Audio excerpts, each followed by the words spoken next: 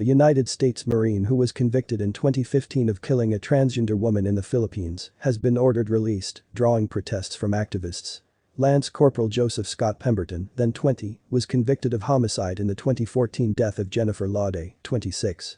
He was sentenced to 6 to 12 years in prison, which was later reduced to 10, and has since been held at Camp Aguinaldo, the Philippine military headquarters in metropolitan Manila.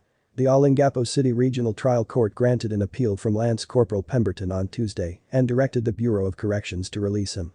The court reasoned that he had served almost 6 years, including the time between his arrest and conviction, and that combined with a good conduct time allowance he had exceeded the 10 years.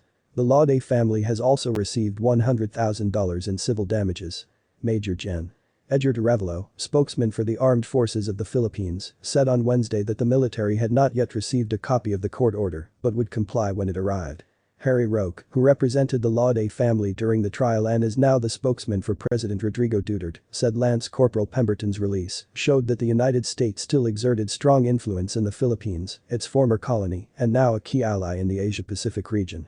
As former private prosecutor for the Laude family, I deplore the short period of imprisonment meted on Pemberton, who killed a Filipino under the most gruesome manner, Mr. Roque said.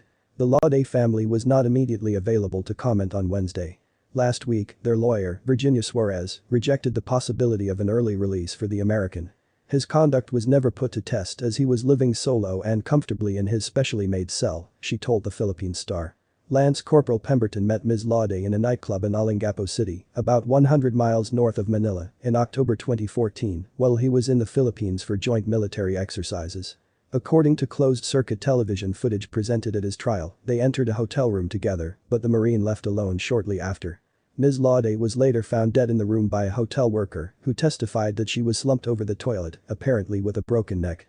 In his testimony, Lance Corporal Pemberton admitted to choking Ms. Laude and rendering her unconscious, but said she had still been breathing when he left.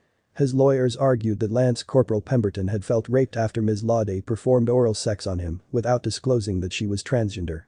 The Marine's trial had complicated relations between the United States and the Philippines, which have a long-standing security alliance that is seen as a counterweight to China's growing might in the region.